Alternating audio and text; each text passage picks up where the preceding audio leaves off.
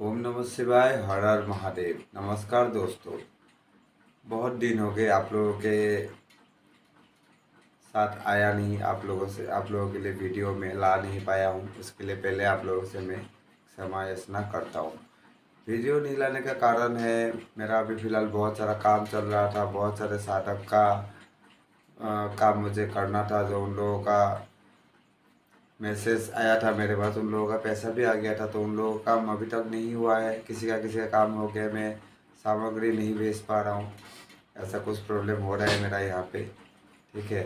तो उस वजह से सामग्रियाँ पहुँचने में भी थोड़ा देर हो रहा है और काम भी होने में थोड़ा देरी हो रहा है। बीच में मेरा फिजिकल कंडीशन भी थोड़ा ठीक नहीं था शरीर का, तो उसके लिए भी थोड़ा काम रुक सा गया था, ठीक है। तो वो सब के लिए देरी हुआ था। इस बार से कोशिश करूँगा कि ऐसा ना हो। जो जो साधक सामग्रियाँ मंगवाते हैं या कोई भी काम के लिए कुछ भी चीज़ मंगवाता है, तो वो साधक को टाइम में देने के हम लोग प्रयत्न करेंगे। वो तो पहले भी करते थे, लेकिन कभी कभार क्या हो जाता है, ऐसे आपदा आ जाता है कि चीज़ टाइम पे नहीं कर पाता हूँ। और उसके लिए सारे साधकों से या सारे मेरे जो मेरे भाई लोग हैं, जो मुझसे काम करवाने के लिए कोई कोई सामग्रियाँ मंगवाया है या जो भी मंगवाते रहते हैं या जो भी मंगवा रहे हैं आगे भी, ठीक है, उन लोगों को यही अनुरोध है कि थोड़ा धीरज धरे। मैं सामग्रियाँ किसी का निकाल लिया हूँ, किसी का अभी तक है मेरे पास। वो निकल जाएगा कल तक शायद, नहीं तो परसों तक, ठीक है। तो वो सब के लिए भी आप लोगों को थोड़ा इस बार ज़्यादा वेट करना पड़ा, उसके लिए भी माफ़ी चाहता हूँ मैं। और आज का जो टॉपिक है, एक्चुअली मैं कोई टॉपिक सोच के नहीं आया हूँ। मैंने सोचा बहुत दिनों से आप लोगों से बातचीत भी नहीं हुआ, तो वीडियो के थ्रू एक बार बातचीत कर लेता हूँ, ठीक है। तो उसी हिसाब से मैं ये वीडियो आप लोगों के लिए लेके आया हूँ। और वीडियो में मैं बात करूँगा आज जो ये आने वाला जो समय है, वहाँ पे जो अभी त्योहारों का समय आ रहा है, ठीक है। आप लोग तो जानते ही हो त्योहारों का समय यहाँ पे जो है वो पितृपक्ष आ रहा है। जो पितरों का अगर मुक्ति ये सब के साथ जुड़ा हुआ है, किसी के पितरों के लिए कुछ करना चाहते हो, तो पितृपक्ष से ज़्यादा सुहाना समय कोई भी नहीं है, ठीक है। पितरों का अगर सदगति के लिए कुछ करना है आपको, तो ये पितृपक्ष में आप लोग कर सकते हो।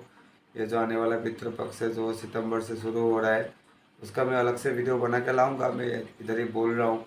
उसके बाद आ रहा है शारद का नवरात्रि, ठीक है। ये शारद का नवरात्रि जो है, ये तो आपका साधकों के लिए तो ये कहने से सोने का दिन है, ठीक है। सोने से जरा हुआ दिन है बोलने से भी कोई गलती नहीं होगा, क्योंकि इन दिनों में जो कोई भी आप साधना करते हो, ठीक है, जो कोई भी देवी शक्तियों का आप साधना इन दिनों आप करने की सोचते हो या कर लेते हो, या कोई भी महाशक्ति का साधना आप लोग करना चाहते हो या करने की सोचते हो या करने की तरफ आगे बढ़ते हो, तो ये नवरात्रि ही ऐसा क्षण है, ऐसा दिन है, जिस दिन में आप लोग अगर साधना करते हो, जिन दिनों में अगर आप लोग साधना करते हो, तो आप लोगों का साधना का 100% आप लोगों का सफल होता ही होता है। ऐसा है प्रत्यक्षीकरण ना हो, लेकिन आप लोगों का साधना अवश्य सफल होता है। आप लोगों को अनुभव की प्राप्ति होता है।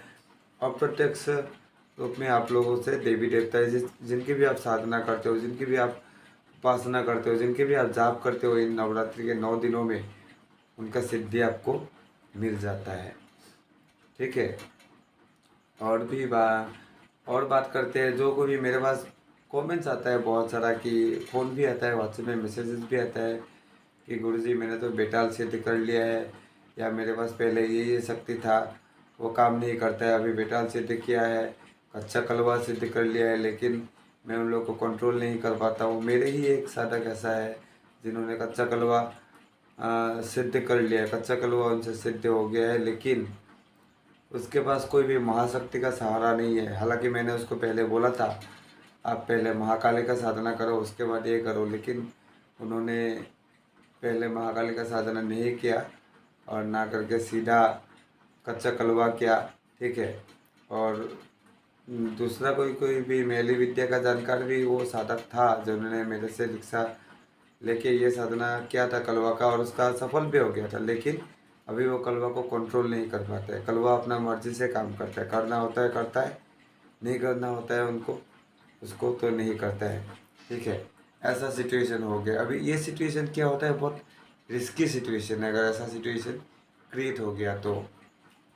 ठीक है, ये सिर्फ कलवा बोल के नहीं, कोई भी आप निम्न कोटि के, निम्न योनि के शक्ति को आप लोग साधना करो, जैसे कि बेताल हो, कलवा हो, ठीक है, भूत हो, प्रेत हो, कोई भी पिशाच हो, ये सब योनि की अगर शक्तियों को आप लोग साधते हो तो आप लोगों के ऊपर एक महाशक्ति का हाथ होना अत्यंत आवश्यक होता है, अत्यंत ज़रूरी होता है। क्यों ज़रूरी होता है? क्योंकि उन महाशक्तियों के अगर आपके ऊपर हाथ नहीं होगा तो ये सब शक्ति आपका जो कंडीशन है इसको बहुत जल्दी भाप लेते हैं और आपके कंट्रोल से बाहर चले जाने की कोशिश करते हैं, या आपके कंट्रोल के परे जाने की कोशिश करते हैं, आपके कंट्रोल से परे जाके खुद के काम करने की कोशिश करता है। ठीक है, तो इस तरीके के होता है। इसी तरीके से लोग जिन का भी साधना करना चाहता है, बहुत सारे जिन्नों के साधना को लेके मेरे पास मैसेजेस आता है। ठीक है, आज मैं जिन साधना का एक मंत्र और विधि विधान आप लोगों को देने वाला हूँ ये वीडियो में। आप लोग चिंता मत करो, जिन लोगों को भी जिनका साधना चाहिए, मैं आज ये वीडियो में ही जिनका साधना का विधि विधान और प्रॉपर मंत्र देने वाला हूँ। लेकिन साधना करने से क्या होगा, अगर आप लोग उसको यूज़ करने का जो प्रॉपर तरीका है, जो लोगों को प्रयोग करने का जो सही तरीका है, उसको अगर आप लोग नहीं जानोगे तो आप लोग जितना भी साधना करो, जितना भी शक्ति आप लोग क्यों सिद्ध ना कर लो, शक्ति आप लोगों के पास है लेकिन आप लोग उसको प्रयोग नहीं कर पाओगे, तो आप लोगों का जो ये साधना में आप लोग जो समय दे रहे हो वो समय तो आपका वेस्ट हो गया। ठीक है, वो समय आपका कम्प्लीटली वेस्ट हो गया मेरे नज़रिए से, अगर आप लोग इसको सही से नहीं करते हो। शक्तियों को क्या होता है, मैं यहाँ पे एक और बात बोल देना चाहता हूँ, और वो बात ये है कि लोग अक्सर साधक या भगत इंसान बनना चाहता है, लेकिन साधक और एक भगत बन जाना इतना आसान नहीं होता है। नित्य नैमित्तिक जो पूजा पाठ होता है, डेली का जो पूजन प्रणालियाँ होता है, वो प्रणाली अलग होते हैं, और साधना और भगत का जो प्रणाली होता है वो अलग होता है। ठीक है, बहुत अलग अलग तरीके से भगत अपने भगवान को संतुष्ट कर सकता है। उसके लिए भगत भोग में कुछ भी यूज़ कर सकता है, खुद का खून तक भगत चढ़ाता है अपने भगवान को। ठीक है, वो अपना अपना तरीका होता है। एक मिठाई से भी कोई भगत अपने भगवान को भोग लगाता है, उसका वो तरीका है। कोई शराब से भोग लगाता है, उसका वो तरीका है। ठीक है, और कोई ये सब खून वगैरह चढ़ाता है खुद का ही, वो उनका तरीका है। लेकिन भगवान के सिद्धि वो लोग अलग अलग तरीके से करते हैं, और वही भगवान उन्हीं तरीक़ों से अलग अलग तरीके से अलग अलग भगत के लिए सिद्ध होते हैं, और अलग अलग भगत के लिए काम करते हैं। एक ही भगवान अलग अलग तरीके से सिद्ध हो जाते हैं अलग अलग भगतों के लिए, वो भगतों का तरीका होता है। एक भगत एक भगवान को किस तरीके से सेवा करते हैं, भगत क्या करते हैं, सेवा करते हैं। ठीक है, सेवा के जरिए उसको वो जो भी काम करते हैं सेवा के जरिए करते हैं। भगवान के सामने अर्जी लगाता है, काम होता है। और तांत्रिक क्या करते हैं, तांत्रिक काम करते हैं अपना मंत्र के जरिए। ठीक है, मंत्र के जरिए शक्तियों का प्रयोग से एक प्रकार से शक्तियों को बाध्य बनाता है अपना काम करने के लिए। वो चाहे कोई बड़ी शक्ति हो, उसको भी वचन में बांध के काम करवाता है। भगत के लिए वचन का कोई बात है नहीं, लेकिन तांत्रिक के लिए वचन लेना अनिवार्य होता है। जब भी वो साधना करके किसी को सिद्ध करता है, अगर वो बंदा तांत्रिक बनना चाहता है, साधक का प्रक्रिया अलग है, वो मैं बाद में बताता हूँ। अगर वो बंदा तांत्रिक बनना चाहता है तो उनको उस शक्ति से वचन लेना ही होगा। वो शक्ति जो भी उस तांत्रिक के लिए काम करेगा या करेगी, वचन में बन के ही करेगा या करेगी। और कुछ भी काम करती है इसीलिए शक्तियाँ तांत्रिकों के लिए, क्योंकि वो शक्ति वचन में बंटी होती है। माता काली के जरिए भी, माता तारा के जरिए भी मारन करते हैं तांत्रिक। कैसे? माता तो सबके माता होता है, लेकिन मारन कैसे करते हैं? वही वचन के वजह से मारन करने के लिए बाध्य हो जाते हैं। हनुमान जी के जरिए मारन करते हैं, उच्चाटन करते हैं। कैसे करते हैं? वचन में बंधे होते हैं शक्तियाँ। ठीक है, और उसी वचन का लाज रखने के लिए, उसी वचन का मान रखने के लिए शक्तियों को काम करना पड़ता है। और एक साधक कैसे काम करता है? अभी साधक का काम करने का तरीका है, मंत्रों का उच्चारण करता है और मानसिक रूप से शक्तियों के साथ साधक का जो है कम्युनिकेट होता है एक तरीके से। जिस तरीके से भी साधक कम्युनिकेट करे, वो डायरेक्टली बात करके करे, अपने भाव से करे, ठीक है, अपने भाव से शक्तियों तक अपना आदेश को पहुंचाए और काम करता है। बड़ी शक्ति हो तो अपने भाव से अर्जी लगाता है और साधक का काम हो जाता है, ठीक है।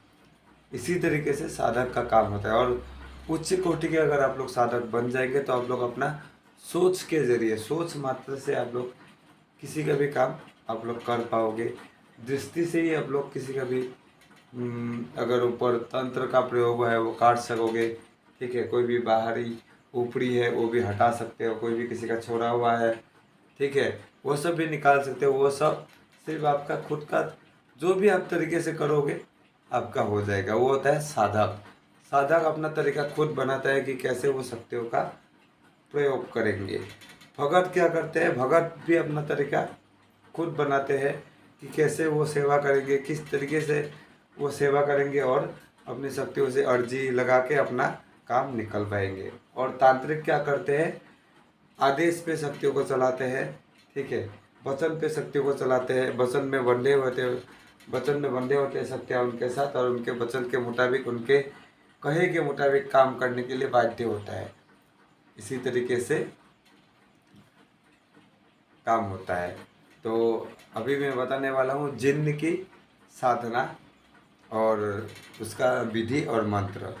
इससे पहले आपको समझ में आ गया होगा कि जिन्न, बेताल, भूत, प्रेत, पिशाच, ये किसी का भी आप साधना क्यों ना करो, इनका साधना करके उनको प्रयोग करने के लिए आपके ऊपर कोई ना कोई महाशक्ति का हाथ होना ज़रूरी है। और इसीलिए ये सब करने से पहले आपको दो चीज़ करना है। एक तो आपको गुरुमुख होना है, कोई भी गुरु से आपको दीक्षा ज़रूर लेना है, नहीं तो ये सब कुछ भी काम नहीं करता है। और आपको उस गुरु के मार्गदर्शन में, वही गुरु के मार्गदर्शन में कोई भी एक महाशक्ति का साधना अवश्य कर लेना चाहिए। और उसके बाद वही गुरु के मार्गदर्शन में बाकी जितना भी आप काम करना चाहते हो उस तरफ अग्रसर होना चाहिए, ठीक है। अभी आपको अगर जिन का भी साधना करना है उसी तरीके से, तो आपको क्या करना होगा, कोई भी पीर का साधना, अगर कोई भी मुस्लिम भाई है उनको पीर का साधना, या कोई हिंदू भाई भी पीर का साधना करना आप लोगों के लिए अनिवार्य है। कोई भी पीर आप लोगों से सिद्ध होना होगा, और नहीं तो महाकाली आप लोगों से सिद्ध होना होगा। इन दोनों में से कोई भी एक का सिद्धि आप लोगों को चाहिए, उसके बाद ही आप लोग जिनका साधना करो। मैं आप लोगों को ये हिदायत दूंगा, मैं ये परामर्श आप लोगों के लिए दूंगा। अन्यथा क्या होगा, जिन एक ऐसा उग्र शक्ति है, एक ऐसी बुरी आत्मा है, बोलने के लिए जाए तो एक प्रेतात्मा है जो बहुत ही ताकतवर है, बहुत प्रभावी है, लेकिन उसका गुण जो है बहुत नेगेटिव है, बहुत उसका जो है उल्टा काम करने के लिए ये सब चीज़ प्रसिद्ध है, ठीक है। अच्छा काम से ज़्यादा ये सब बुरे कामों के लिए यूज़ होता है। लेकिन ऐसा नहीं है कि ये जिन अच्छा काम नहीं करते, ये तो साधक के ऊपर डिपेंड होता है। जिन या वो कोई भी शक्ति को किस तरीके से साधे और इसको किस किस काम में उसको प्रयोग करे, और जिस काम में भी साधक जिस शक्ति का भी प्रयोग करेगा उस शक्ति का भी जो साइड इफेक्ट होगा, या जो भी साधक के लिए उसका जो टेम्परामेंट होगा वो भी उसी तरीके का बन जाएगा, ठीक है। तो जिनका साधना करने से पहले कोई भी पीर या महाकाली का साधना अवश्य कर ले, और उसके बाद ही जिन साधना के लिए अग्रसर हो, और गुरु का सानिध्य अवश्य ले, नहीं तो आपके जान पे भी बने आ सकता है ये साधना, ठीक है। क्योंकि जिन साधना करना कोई बच्चों का खेल नहीं है। अगर आप गुरु के सानिध्य में, उसके देख रेख में जिनकी साधना करोगे तो आपकी ये साधना सफल होगी, वरना नुकसान खुद साधक को भुगतना पड़ेगा। ये दूसरा बार का वार्निंग है मेरा, ठीक है। अभी बताता हूँ जिन्नात के बारे में थोड़ा सा। जिन्नात एक आत्मा ही है, ठीक है। जिन्नात जो है वो प्रेतात्मा है, मैंने थोड़ा देर पहले बोला ना, प्रेतात्मा है। और ये जिन का जो श्रेणी है, ये नेक जिन होता है, और नेक और पाक जिन होते हैं, और जो बुरे जिन है वो बुरे जिन भी होते हैं, ठीक है। ज़्यादातर तांत्रिक ये जिन्नों का साधना जो करते हैं, ज़्यादातर तांत्रिक ही करते हैं, क्योंकि जिन्नों का ज़रूरत ज़्यादातर उन्हीं लोगों को पड़ता है, और उन्हीं लोग जिन्नों से ज़्यादातर काम करवाते हैं, क्योंकि ऐसे उलझुल काम तांत्रिकों के पास ज़्यादा आता है।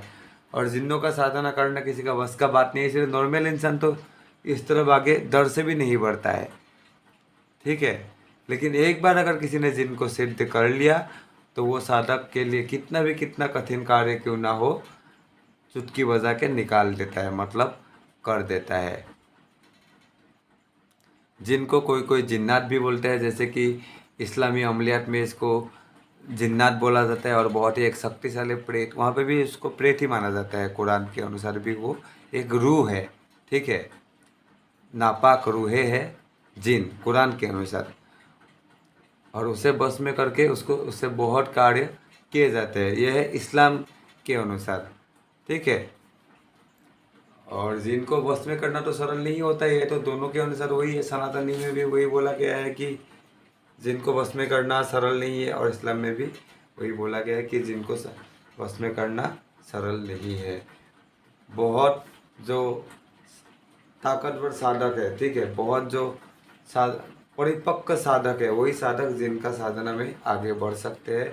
और जिन साधकों के ऊपर गुरु का हाथ प्रत्यक्ष रूप में हो, वही साधक ये साधना के लिए आगे बढ़े तो ज़्यादा अच्छा है, ठीक है।